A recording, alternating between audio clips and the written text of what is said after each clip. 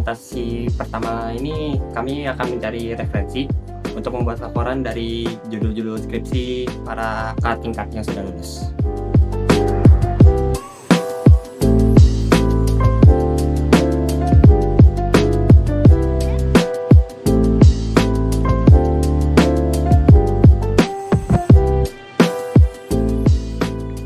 Gimana Iki? Lumayan juga buat use case skenario-nya ya. Tapi bolehlah untuk jadi referensi. Baik, halo, kami dari kelompok 2 dari mata kuliah OAE.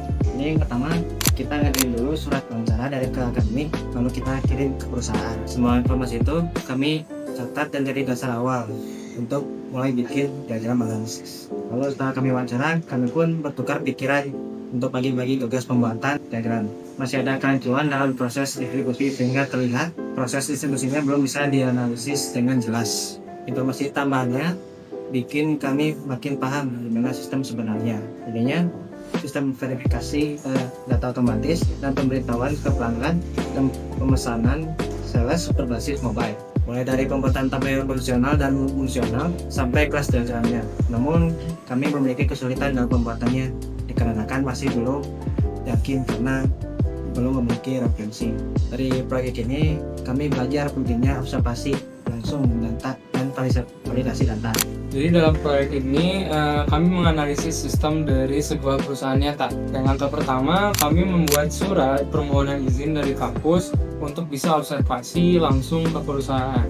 Kami tanya proses alur distribusi, mulai dari pengiriman, lalu pemesanan, pengeluaran barang juga. Setelah didiskusikan kembali, akhirnya kita memutuskan untuk wawancara ulang. Kami pada saat itu masih kebingungan untuk mencari perbaikan apa yang diperlukan pada sistem. Tapi setelah kami memahami sistem yang sedang berjalan, kami brainstorming ulang, lalu kami akhirnya menemukan apa yang harus ditingkatkan dari sistem perusahaan tersebut. Setelah kita cari referensi skripsi di perpustakaan kampus, maka kesulitan itu perlahan-lahan mulai hilang. Diagram baru pun sudah rampung dan ini diharapkan dapat menggambarkan sistem yang lebih efisien dan juga jelas. Proses wawancara dan analisisnya benar-benar kami ngetik alur sistem yang cukup real. Kita juga memperbarui semua diagram berdasarkan brainstorming perbaikan sistem yang baru. Dan yang paling penting, kita nggak cuma belajar teori, tapi juga menyelesaikan menyelesaikan masalah yang nyata. Tapi untuk perjalanannya tidak berlangsung mulus. Ini cerita dari awal sampai sistemnya kami perbaiki. Nah, untuk selanjutnya, diagram yang kami buat di sini, yang pertama adalah use case.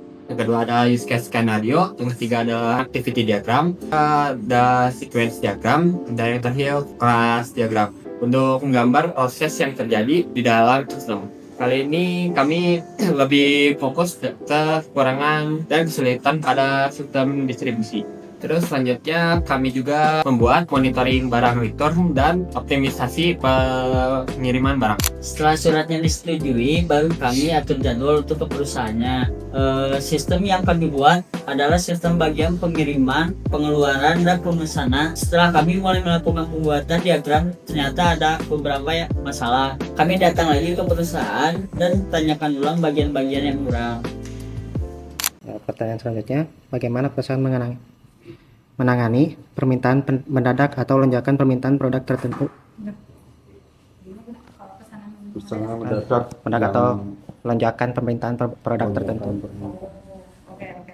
Yang pertama sih alurnya kayak biasa ya. Kita kan pasti prosesnya dari surat pesanan dulu gitu. Jadi toko memang ada permintaan buat barang sebanyak itu gitu ya, untuk dikirim hari itu juga biasanya. Jadi kita kan nggak mungkin langsung bikinin proses-proses, pasti ada tertulis permintaannya dulu kan dari luar.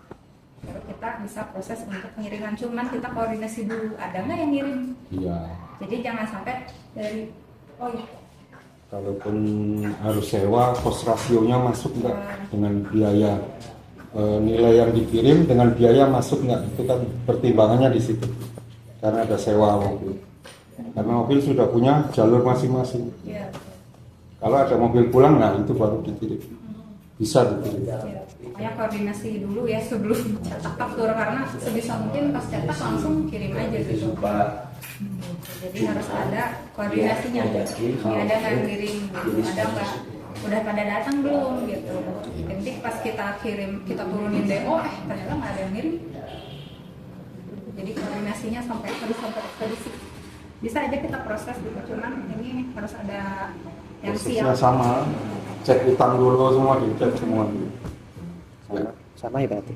Ya, sama. Dan selanjutnya, bagaimana proses prosedur penggajian karyawan di perusahaan seperti perhitungan, potongan gaji, lembur atau tunjangan? Oh, lebih ke ini ya, payroll ya, penggajian gitu. Ya, penggajian. Terus kita sudah pakai aplikasi untuk absen. Untuk absen kita pakai Talenta, Kita dibantu ya sama aplikasi Talenta gitu. Terus kalau payroll ya, gimana Pak ngejelasinnya? payroll itu sudah di pusat semuanya, Ya, dan terpusat penggajian semua cabang. Jadi benefitnya lah ya, kita ada payroll, ada lembur, ada insentif gitu. Tapi buat admin kan nggak ada insentif ya. Jadi insentif itu hanya buat di lapangan sales aja, dan sama ekspedisi juga gitu. Jadi memang kita ada benefitnya. Kita masuk BPJS juga itu benefit. Itu aja ya benefit kan ya, dimintanya apa ya? Ya, Sistem penggajiannya. Sistem penggajian payroll ya sih. Ya, payroll sih penggajian. payroll. Kalau untuk lembur otomatis terhitung di aplikasi Talenta tadi. Terhitung per jamnya berapa sesuai dengan yang berlaku di. Kalau untuk kan kebijakan ya, kebijakan kantor. Tapi kalau misalnya gaji ya insya Allah kita ngikutin peraturan pemerintah lah. Kalau gaji gitu. Kalau lembur itu karena kita bukan perusahaan Apa ada yang datang? Iya. Ini nyusul. Oh ya, enggak. karena bukan penggajian, bukan produksi, jadi nggak ada lembur sebenarnya. Ya, Itu kebijakan. kebijakan ya. Kalau di sini, karena nggak ada yang diproduksi. Kalau produksi sepatu, baju itu ada lembur ini. Mau dilanjut apa nunggu teman? Tunggu dulu. Itu yang keberapa? 9. 9, dikit lagi, 13%. Judulnya apa? Judulnya Ini dapat disuruh studi kasus yang ada di perusahaan mengenai sistem yang ada di perusahaan. ya kan jurusannya informatika. Oh itu. Jadi lebih ke sistemnya gitu ya. Iya, ke sistemnya. Soalnya nanti pengkodingannya ke situ. Coding dia ini. Lebih ke websitenya nggak sih? Enggak ke codingan, sistem untuk bikin programnya gitu. Itu basic.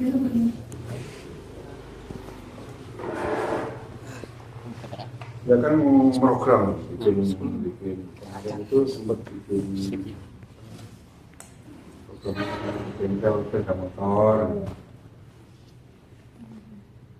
Ya kayak IT lah, kayak orang bagus. Terus ya nanti kopi-kopian aja namanya ini satu grup. Jadi satu ini yang nggak ada izin, nggak ada kabar ya. Iya, belum sempat buat. Lanjut. Tanya selanjutnya, bagaimana proses pengiriman dan pengeluaran barang hingga penerimaan barang? Oke, ya berarti penerimaan barang dulu ya. Ya. Penerimaan barang itu dibuat berdasarkan permintaan dari sini. Jadi kan yang bisa mengestimasikan penjualan ke depan itu lebih ke orang cabang ya Pak ya.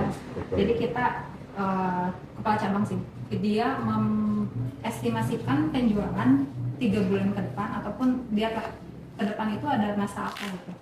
Ada seasonal lebaran, ada seasonal apa gitu. Permintaan kan otomatis naik ya. Kalau misalnya lebaran itu buat barang-barang tertentu. Ataupun kayak misalnya bulan puasa, koma, polisi lain, itu obat-obat mah, itu kan permintaannya cenderung naik. Iya. Gitu. Jadi permintaan itu pasti dari cabang. Baru kita kirim estimasi PO buat ke HO dulu Pak, di HO, Oh, iya. nanti di rilis, baru menghubungi orang prinsipalnya.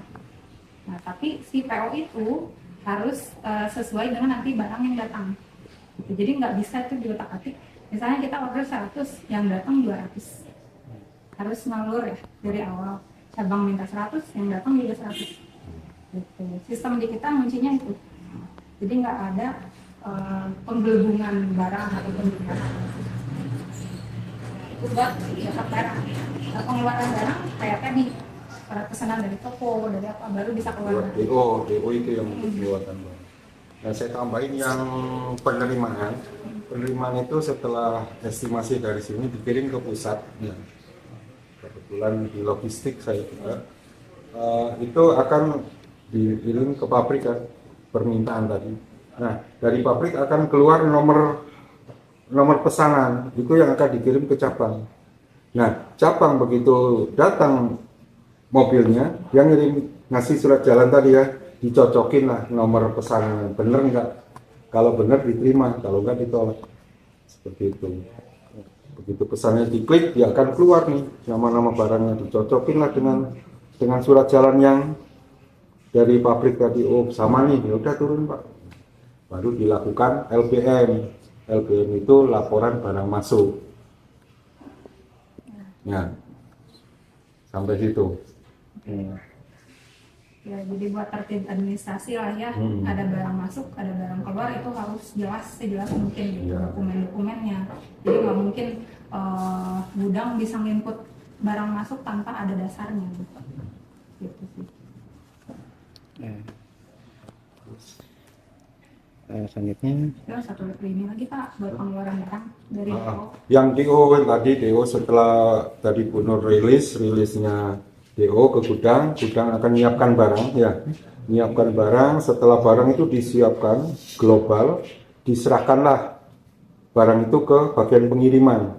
Kepala pengiriman sama kepala gudang serah terima. Ya, setelah serah terima diserahkan nih, silakan Anda kirim. Di pengiriman dipisahlah di situ per mobil.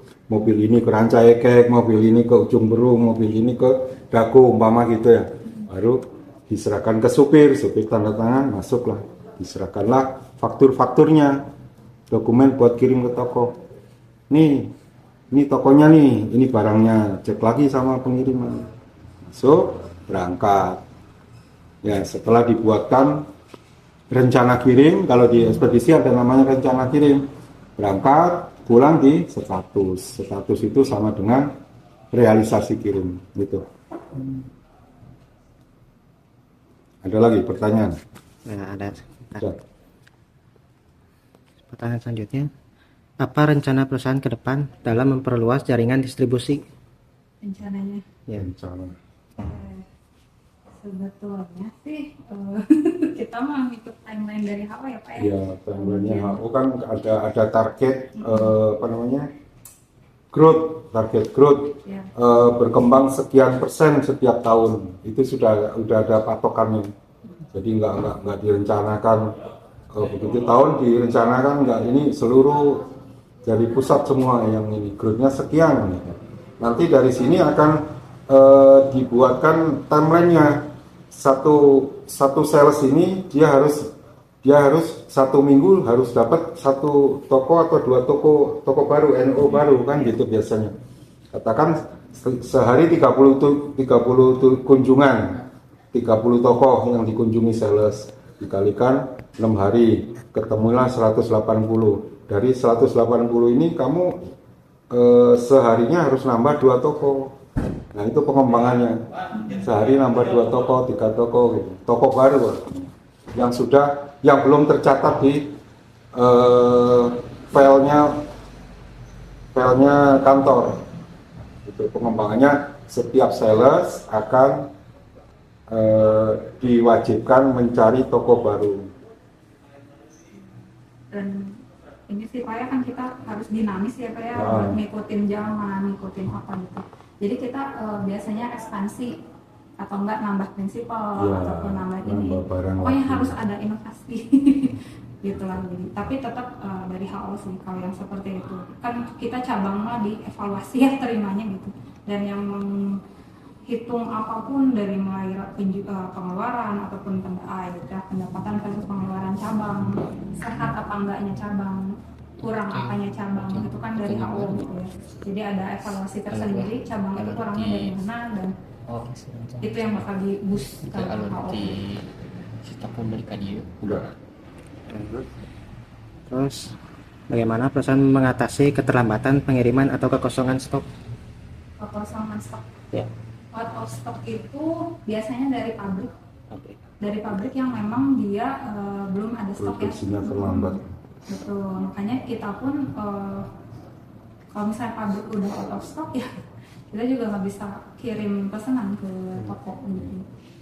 Langsung dari pabrik. Udah mati banget kalau misalnya nggak ada. Betul. Biasanya toko pabrik itu sering terlambat. Kita pesen 100 dikirim 10 karena di sana kosong. Terus nanti kalau ngakalinnya ataupun gimana ya, tergantung ke bahan pabriknya juga sih. Kayak waktu itu Visin ternyata udah nggak produksi karena kemasannya apa gitu. Ya udah kita juga ngikut pabrik kosong, ya udah nggak ada. Kalau distributor gitu nggak bisa jualan kalau pabriknya nggak ngirim karena stok kosong di pabrik. Ya, kalau distributor ya. Ya. Nggak produksi. Apalagi Apakah perusahaan menyediakan diskon, promosi atau sistem intensif untuk pelanggan tetap? Ya, pasti. pasti ada. Pasti tiap bulan pasti ada. Apalagi kalau misalnya dia loyal, maksudnya customer loyal ya. Kita kan ada loyalty program, white bonus, program-program apa aja kita yang bisa kasih ya, yang distributor bisa kasih pasti dikasih sih, buat ngikat ya mereka supaya tetap order ke sini gitu. Karena kan barang harus keluar kan, harus keluar, barang harus ini gitu. Kita ngejar omset, jadi pasti program ada aja, diskon, bonus, apapun yang bisa dikeluarin kita keluar gitu. Jadi ya tetap perhitungannya ya, jangan sampai boncos gitu ya, tapi kan itu pasti ada perhitungan kan. Cuman pasti ada dari diskon, potong harga, bonus, sama sampel apa gitu. Ya. Ada lagi? Udah sih. Selesai. Iya. Ada lagi? Tanyain temennya yang lain. Ada yang kurang di situ. Itu yang bagiannya tetap notulen. Dikurang gitu. Kan cuma sehari toh? Iya. Sehari kan kunjungannya? Sehari. Iya, sehari lah sedang banyak. Nanti kurang lebihnya saya jawab di rumah. Mana 11? 10. Langsung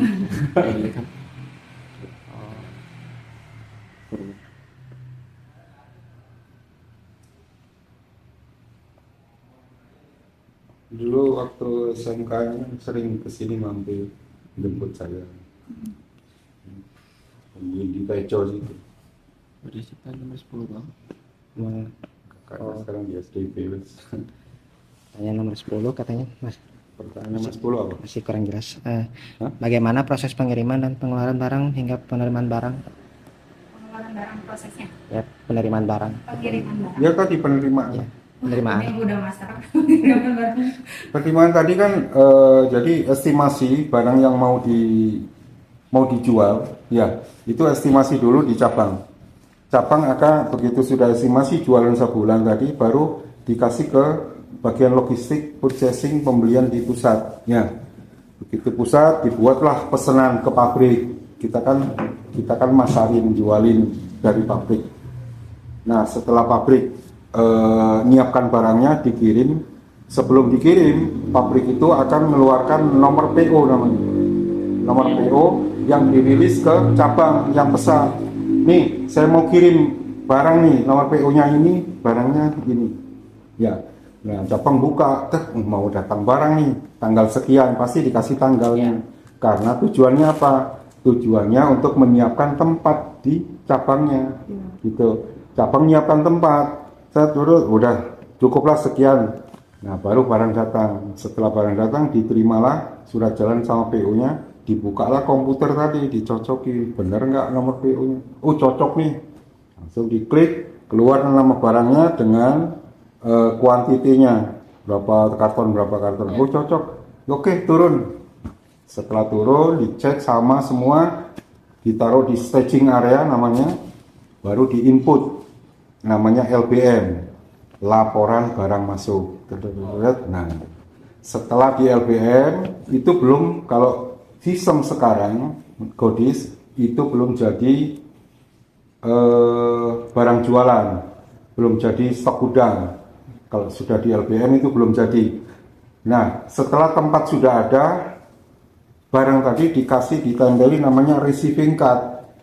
Tempatnya di A1 1 sekian, A2 2 sekian, baru dilakukan mutasi antar lokasi namanya. Nah, setelah mutasi antar lokasi, disitulah jadi stok. Kalau sudah jadi stok, baru bisa diinput jadi faktur, jadi DO untuk dikeluarkan ke pengiriman sampai ke pelanggan gitu ceritanya. Ada lagi? Udah sih kayaknya. Udah sih kayaknya. Sudah cukup. Ya. Nanti kalau ini suratnya menyusul ke Bu Nur, minta sampel. Ya. Kita foto dulu. Kita foto dulu di sini, cekrek gitu ya. Buat bukti. Ini saya fotoin. Oh. Ngapain?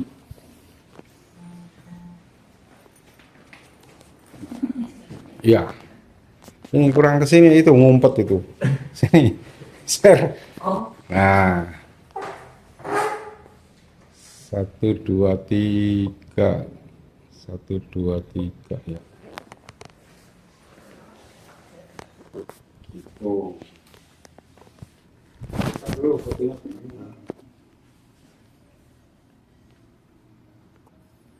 Udah. Cukup segitu. Ya udah. Ya, enggak. Saya bilangkan waktunya. Ya, enggak. Masih belum. Silakan nyusul biar ke sini.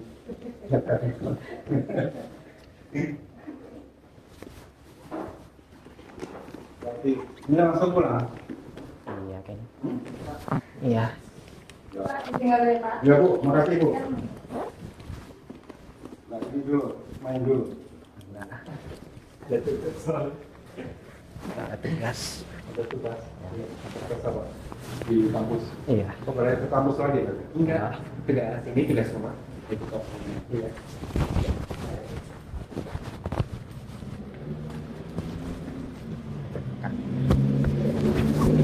Mau foto sini?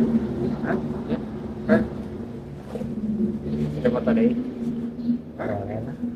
Boleh. Nggak ada ini, nggak ada tulisan, jangan disebut-sebut PT-nya. Oh. Enggak. Ini distributor obat kalau di sini. Nih, kamu geser situ. Hah? Nah, ikut foto. Ya ikut atuh.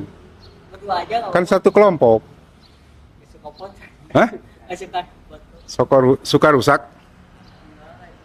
Oh, kirain suka kebakar gitu kalau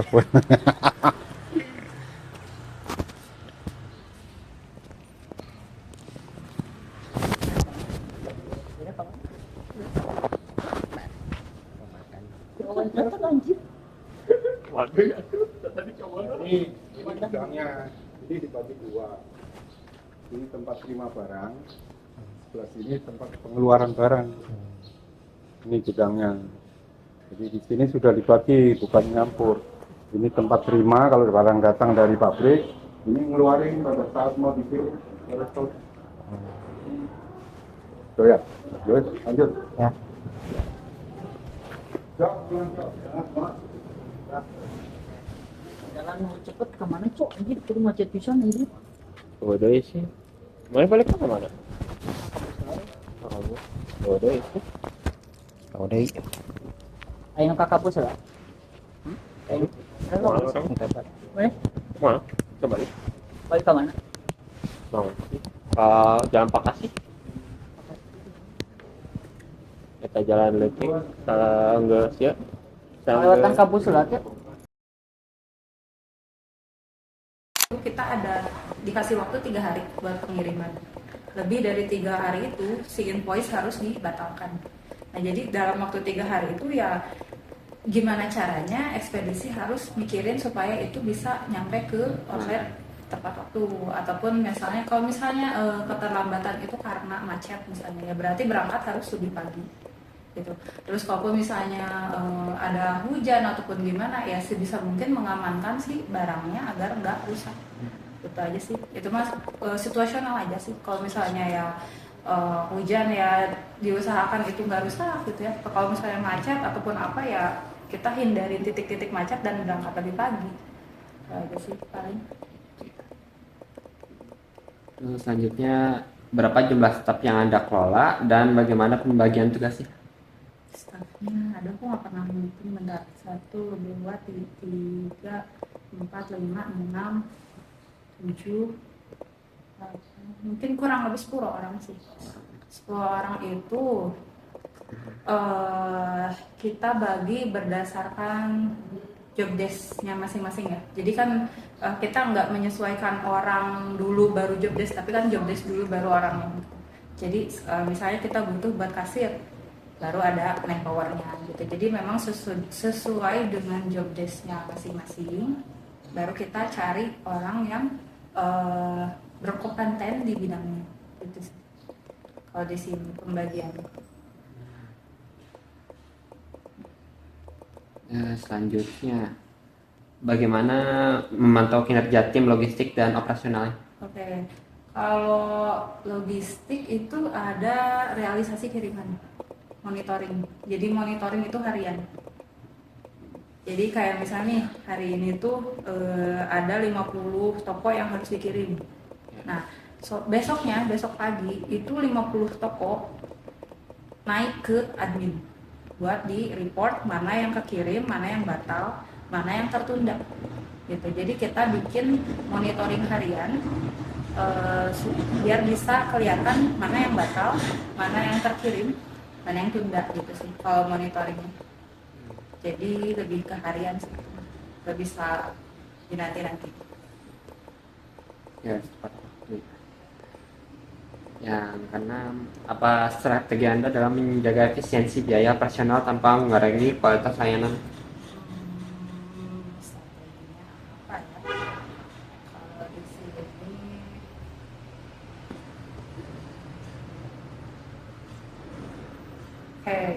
pertama sih kita dibantu banget sama masa kerja dari orang-orang yang kerja di sini. Itu di atas 3 tahun semua. Jadi mereka sudah menguasai di bidangnya. Pertama itu manpowernya juga itu pokoknya berperan penting supaya mereka bisa mengutamakan dulu kerjaan mana yang lebih urgent. Terus ngatur supaya satu hari itu mana aja yang harus beres. Jadi prioritas pekerjaan, ngatur pekerjaan itu datang dari salah satunya ya, pengalaman kerja. Jadi orang-orang di sini tuh alhamdulillahnya juga udah masa kerjanya tinggi-tinggi gitu. Jadi sebetulnya tanpa aku kasih tahu pun mereka pasti udah tahu gitu. Udah tahu prioritasin kerjaan mana, yang ini gitu. Jadi setelah mereka prioritasin mana yang lebih penting, mana yang lebih urgent, nah diharapkan itu tidak ada lembur. Jadi di sini itu admin tuh jam 5 diharapkan sudah beres semua, jam 5 gitu. Jadi kebantu banget lah kalau di hariannya ataupun jam-jam tertentu dia udah beres ini. Jadi ada patokannya gitu. Misalnya jam 11 udah beres di TH, jam 6 misalnya, atau jam 5. Jam 5 itu misal salesman udah datang semua. Jadi ada tenggat waktu jam-jamnya supaya nanti kita nggak overtime, nggak lembur gitu. Itu aja sih salah satunya. Kita bisa apa lagi ya? Yang power biar nggak ini. Terus ya sih itu benar-benar dari orang-orang ya, ngatur-ngatur kerjaannya dia sendiri. Selanjutnya, bagaimana proses pengiriman dan pengeluaran barang hingga penerimaan barang? Penerimaan barang di customer gitu. Ya. Oke, pengeluaran barang kan yang udah aku info ya sebelumnya, gudang itu nggak boleh ngeluarin barang tanpa DO, BBK. Kita tuh jalurnya kalau nggak DO, delivery order, itu BBK. Jadi di luar itu gudang nggak boleh ngeluarin barang gitu. Jadi kan pasti kalau itu ada pertanggungjawabannya lah ya, kalau misalnya mereka ngeluarin barang itu dasarnya apa, nah itu aja, BBK sama DO. Nah kalau barang sudah dikeluarkan dari gudang, nanti serah terima ke ekspedisi buat pengiriman.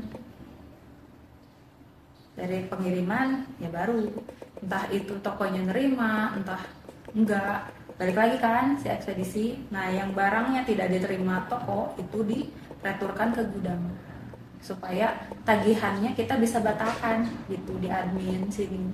Karena kalau misalnya tokonya nggak ada report itu batal, coret faktur atau nggak gimana, nanti kita nyangkanya oh ini udah diterima toko gitu. Sedangkan toko nolak waktu pas datang barang begitu. Cepetan nggak? Cepetan ya? Iya. Oke. Yang mana nih? Udah nyampe mana? Sok nanti aku. Nomor 7 yang tadi. Yang nomor 7, bagian serah terima kepada ekspedisi. Mungkin boleh diulang, Bu. Ya. Kalau misalnya serah terima dari gudang ke ekspedisi ya, Ya. yaitu pakai DO kan yang pertama. Gudang ngeluarin barang, didorong ke ekspedisi. Nah nanti dari ekspedisi kan dibagi lagi per area per mobil.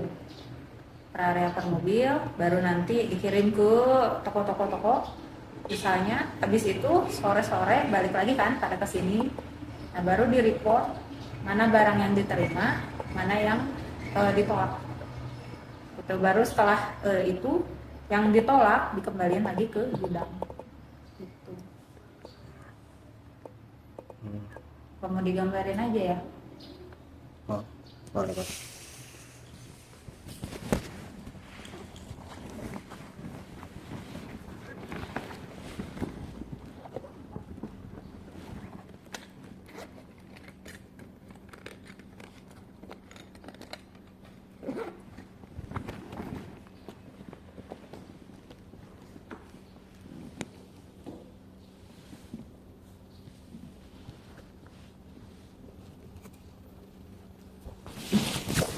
Ini apa tadi? Proses pengiriman, pengeluaran sama penerimaan. Pengiriman, pengeluaran, penerimaan. Yang satu pengiriman dulu deh ya. Pengiriman. Nah, pengiriman itu pertama gudang itu dia keluar barang. Ini bisa DO, bisa BBK. Nah, nanti baru serah terima ke ekspedisi. Nanti di ekspedisi dia direcah lagi, direcah per area per mobil. Habis itu balik lagi beres pengiriman ya, beres pengiriman balik lagi ke kantor, balik ke kantor. Nanti barang yang ditolak retur ke gudang.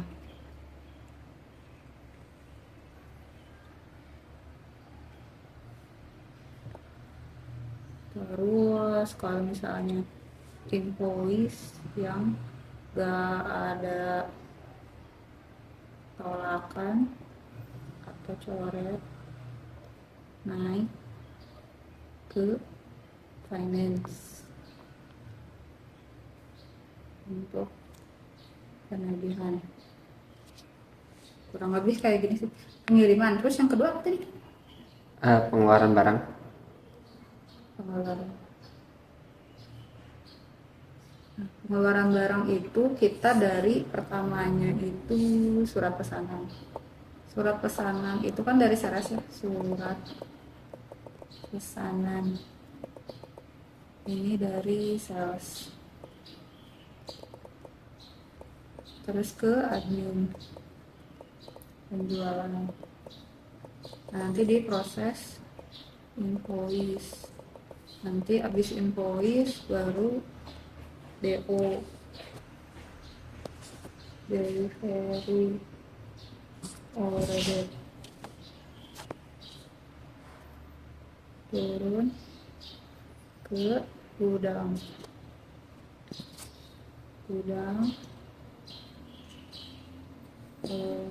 nyiapin barang sesuai BO, terus serah terima ke ekspedisi. Nah, terus pengelolaan, terus apa lagi? Penerimaan. Oke, surat pesanan. Oh, ini ada satu, ini kedua, ini dibuka. Bukti barang keluar. Ini permintaan sampel bonus yang nanti dipakai.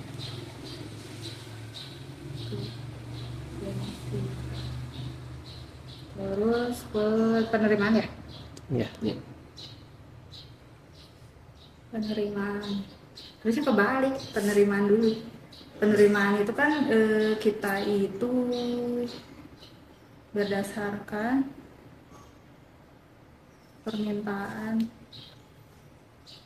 cabang ya. Kalau di sini permintaan cabang, misalnya kita butuh baru nanti dikirim ke HO bagian logistik atau purchasing ya, umumnya mah purchasing, baru nanti dibuat pesanan ke prinsipal. Nah, baru berdasar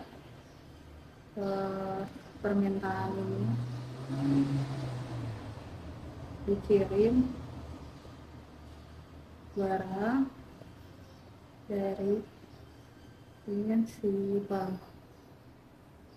Oke, terus kuantiti dan jenis barang, terus sesuai dengan permintaan cabang. Oke, apa lagi ya? Penerimaan.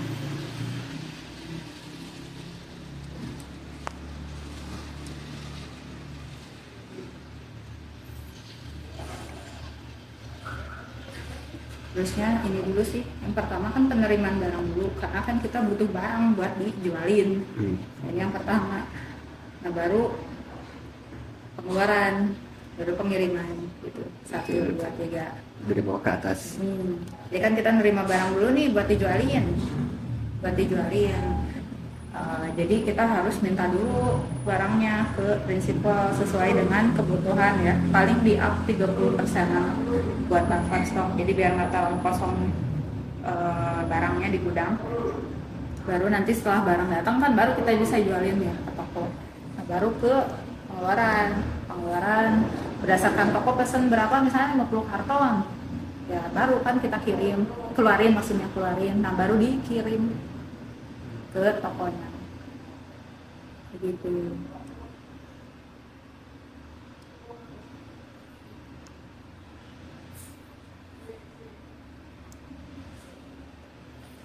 Aman.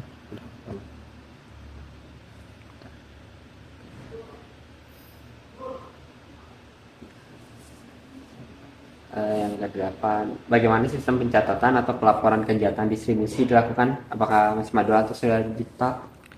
Udah ini sih, udah di online. Ini tadi ya. Iya, itu tuh pakai online. Pakai website. Nah, sistem pencatatan. Iya sih, kita udah online, semua pun dari mulai penerimaan barang. Oke, jadi intinya nomor 8 ya. Online. Dari websitenya sebutin ya. Goodies atau distributor. Goodies atau Aduh. Aduh. Nah ini tuh semua pencatatan dilakukan dari penerimaan barang di gudang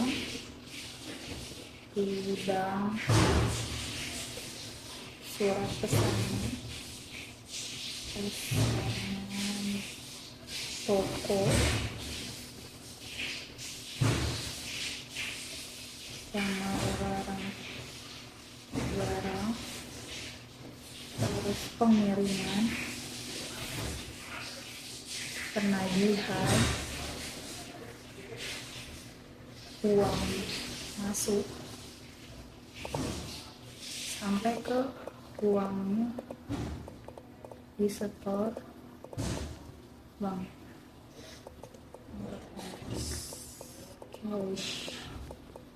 Pokoknya semuanya online.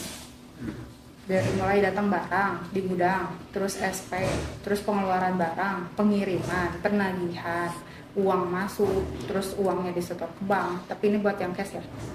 Yang transfer beda lagi. Begitu. Ini semuanya udah online sih, nggak ada yang manual-manual. Dan pertanyaan terakhir bagi ganti yang tadi yang double. Bagaimana alur pesanan yang dilakukan di website Godis mulai dari pembuatan delivery order sampai surat pesanan? Oke, yang pertama berarti ini nggak tahu lah nomor berapa pokoknya. Ini sales ya, input. Alur ya berarti. Ya. Alur pemesanan. Ya. Pemesanan. Nah, yang pertama ini salesman input berdasar permintaan toko. Terus yang kedua admin mengecek sesuai diskon, terus diskon, terus TOP itu term payment, terus tuh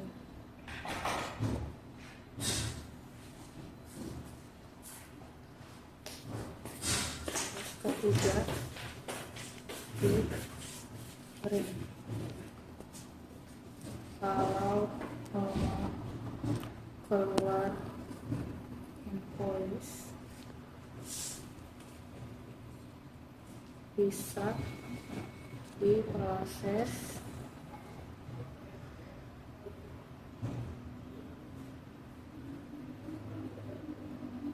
import, terus invoice tidak keluar, ini ada masalah di limit kredit piutang, harus masuk respect bermasalah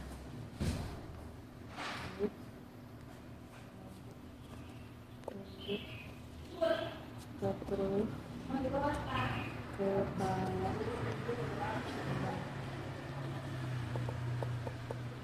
terus dikirim ke karyawan ini, terus terus habis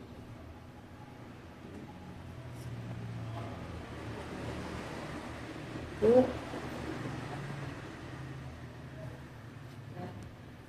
ekspedisi untuk penginapan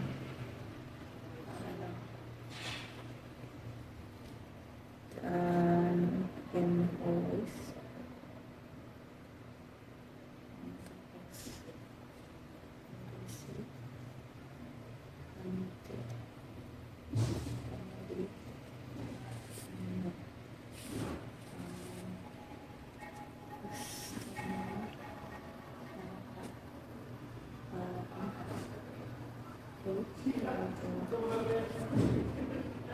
sampai alur pemesanan aja kan, nggak penagihan. Ya. Soalnya beda lagi.